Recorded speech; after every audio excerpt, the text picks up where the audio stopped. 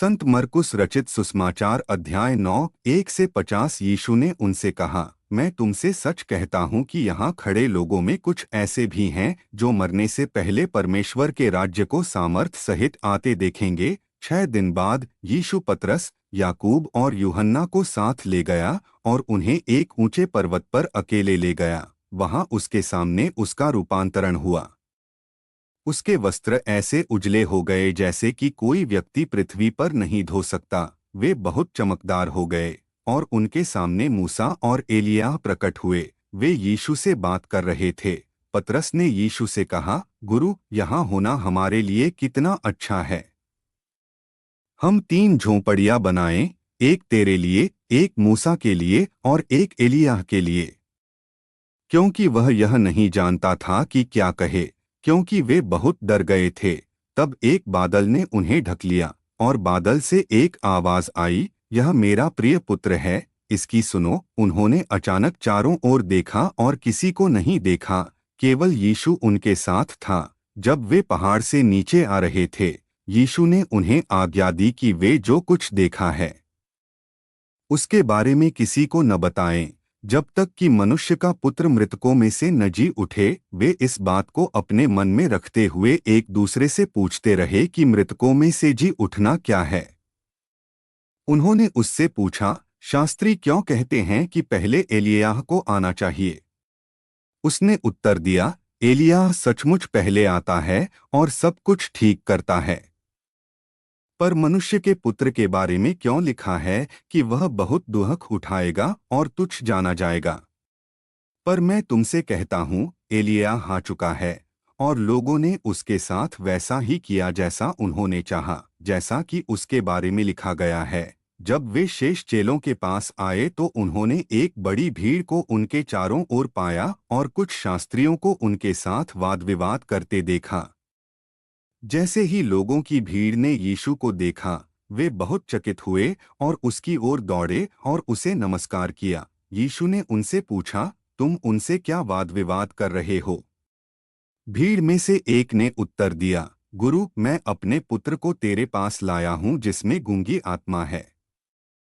वह जहाँ उसे पकड़ती है वह उसे पटक देती है। वह मुंह से झाग निकालता है, दांत पीसता है और सूखता जाता है। मैंने तेरे चेलों से कहा कि वे उसे निकालें, पर वे न निकाल सके।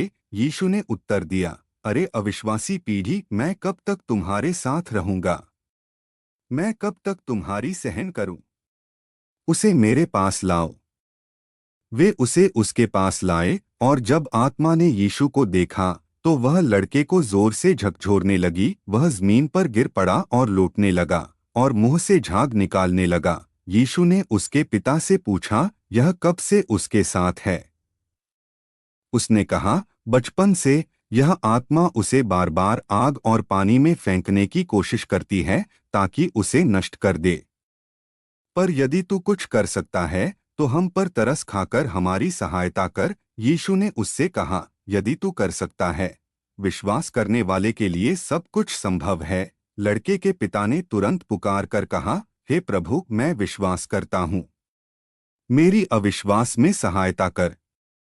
जब यीशु ने देखा कि भीड़ इकट्ठी हो रही है तो उसने उस अशुद्ध आत्मा को डांटा और कहा, गूंगी और बहरी आत्मा, मैं तुझे आज्ञा देता हूँ, इससे बाहर निकल जा और फिर कभी इसमें न घुसना। वह आत्मा चिल्लाई और बहुत जोर से झकझोरकर बाहर निकल गई। वह लड़का ऐसा हो गया जैसे मृत हो, इसलिए कई लोग कहने लगे कि वह मर गया है। पर यीशु ने उसका हाथ पकड़कर उठाया और वह खड़ा हो गया।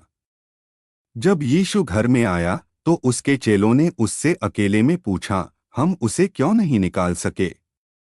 उसने उनसे कहा, यह जाति प्रार्थना के बिना किसी रीति से नहीं निकल सकती। वे वहां से निकलकर गलील से होकर जा रहे थे और यीशु नहीं चाहता था कि कोई जाने, क्योंकि वह अपने चेलों को सिखा रहा था, मनुष्य का पुत्र मनुष्यों के हाथ में सौंपा जाएगा। वे उसे मार डालेंगे और जब वह मारा जाएगा तो 3 दिन बाद जी उठेगा। पर वे यह बात नहीं समझे और उससे पूछने का साहस न किया। वे कफरनहूम में आए। जब वे घर में थे तो उसने उनसे पूछा, तुम रास्ते में किस बात पर बहस कर रहे थे? पर वे चुप रहे, क्योंकि रास्ते में उन्होंने आपस में यह बहस की थी कि उनमें कौन बड़ा है। उसने बैठकर बारहों को बुलाया और कहा, यदि कोई प्रथम होना चाहता है तो वह सबसे पिछला और सबका सेवक हो। उसने एक बालक को लिया और उसे उनके बीच में खड़ा किया, फिर उसे गोद में लेकर उनसे कहा, जो कोई इन बालकों में से एक को मेरे नाम से ग्रहण करता है वह मुझे ग्रहण करता है, और जो मुझे ग्रहण करता है वह मुझे नहीं परंतु उसे ग्रहण करता है जिसने मुझे भेजा है। यूहन्ना ने उससे कहा, गुरु, हमने एक मनुष्य को तेरे नाम से दुष्टात्माएं निकालते देखा और हमने उसे मना किया क्योंकि वह हमारे साथ नहीं था।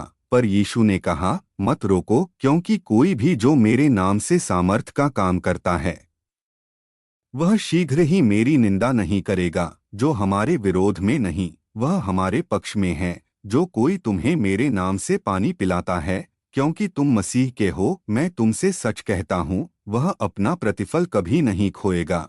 और जो कोई इन छोटों में से एक को, जो मुझ पर विश्वास करते हैं, ठोकर खिलाए, उसके लिए यह अच्छा होता कि उसके गले में चक्की का पाट बांधा जाए और वह समुद्र में डुबो दिया जाए। यदि तेरा हाथ तुझे पाप में गिराता है तो उसे काट डाल। तेरे लिए लंगड़ा होकर जीवन में प्रवेश करना अच्छा है, बजाय इसके कि तेरे दोनों हाथ हों और तू नरक में जाए, उस अग्नि में जो कभी बुझती नहीं।